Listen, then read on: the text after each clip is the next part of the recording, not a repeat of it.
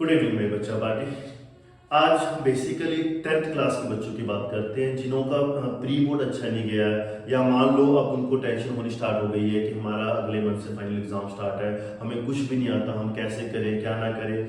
तो मैं अभी भी आपको 30 डेज की स्ट्रेटजी प्लान बताता हूँ फॉर मैथ और साइंस के लिए, है ना, कि आप कैसे करोगे। क्योंकि बेसिकली बच्चा मैथ और साइंस में बहुत डर रहा है कि कैसा होगा एग्जाम, कैसा कर पाएंगे कि नहीं, पूरा साल नहीं पढ़ा।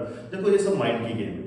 30 डेज का आप स्ट्रेटजी का प्लान बना लो, जैसे मैं कह रहा हूँ वैसे फॉलो कर लो, तो अभी भी आप आराम से 85-90 के बीच में स्कोर कर सकते हो। कोई इतनी मुश्किल नहीं है। कोई कुछ कहता हो कि नहीं हो पाएगा, ऐसा नहीं होगा, तूने पूरा साल नहीं पढ़ा, ऐसी कोई चीज नहीं है। बस ये माइंड की गेम है। मैं बार बार ये कहता हूँ, अगर आपने माइंड बना लिया ना, आपके अनकॉन्शियस माइंड में सेटल होगा कि मैंने ये नंबर लेने, तो आप वो नंबर लेके रहोगे।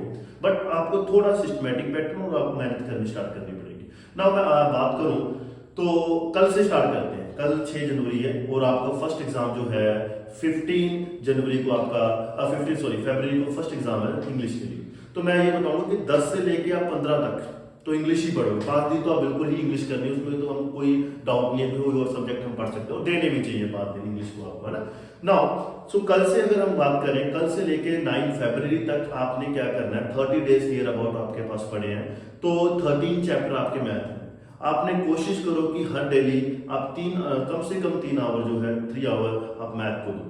और अगर आप डेली 3 आवर मैथ को दे रहे हो तो सेकंड डे 6 आवर हो जाएंगे, और आपके 2 डे में एक चैप्टर जो है अच्छे से प्रिपेयर हो जाएगा। और 13 चैप्टर मैथ के कुछ चैप्टर तो ऐसे भी हैं जो एक दिन में ही प्रिपेयर हो जाएंगे, जैसे स्टैट्स हो गया, प्रोबेबिलिटी हो गया, रियल नंबर हो गया ना, ये एक दिन में तैयार हो जाएंगे। तो अगर आप 3 आवर डेली मैथ को देते हो तो आपका 9 फरवरी से पहले एक बार सारा मैथ दोबारा रिवाइज हो जाएगा। और इसी तरीके से आपका साइंस की बात करें तो 1.5 आवर नियर अबाउट 1.5 घंटा आप साइंस को दो, तो आपके जितने भी चैप्टर है वो भी 30 डेज के बीच में हो जाएंगे। पर मेन बात है कि आपको बैठना पड़ेगा। और करना क्या क्या है, पहले तो आपको देखो एनसीईआरटी सारी अच्छे से करनी चाहिए, और प्लस पीवाईक्यू, और कुछ नहीं, और कुछ करने की जरूरत नहीं है। मैं बीच बीच में आपको शॉर्ट वीडियोस भी डालता रहूंगा कि आप एनसीईआरटी का ये क्वेश्चन तो आपने जरूर करना है, और इसका ये पार्ट पेपर में आ रहा है, और ये पीवाईक्यूज है।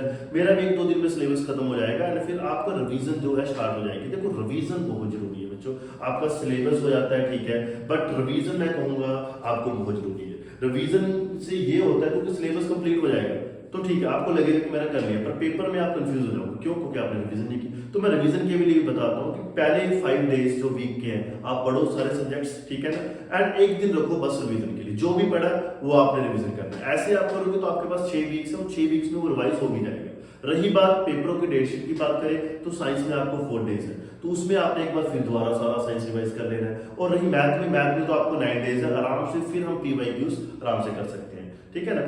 और कहीं से भी पढ़ो, मुझे ये मैटर नहीं है कहाँ से पढ़ो, बट आप 30 डेज की स्ट्रेटजी फॉलो करो। अभी भी कुछ नहीं हुआ है तो मैं कहूँगा आपके 80-85% नंबर आ जाएंगे कल से, अगर आप स्टार्ट करते हो। ये बात कहने की है कि हाँ पूरा साल नहीं पढ़ा, 30 दिन में क्या हो जाएगा, नहीं, ये सब बात माइंड की। मैं फिर कहूँगा इसे इग्नोर करो और लग जाओ, पर करना कंसिस्टेंट है। अब इसके बाद फिर आपके पास प्लान नहीं है। 30 डेज स्ट्रेटजी जो मैं कह रहा हूँ ये डन कर दो कि हाँ मैंने ये आज 3 घंटे मैथ करना है, 1.5 घंटे साइंस, और भी सब्जेक्ट को ऐसे ही डिवाइड करो।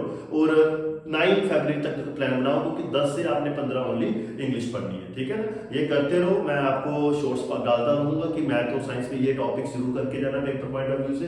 ये आते हैं आएंगे, वो ये डन कर लेना, हो जाएगा, ठीक है। ऑल द बेस्ट, मिलते हैं फिर आपसे, बाय।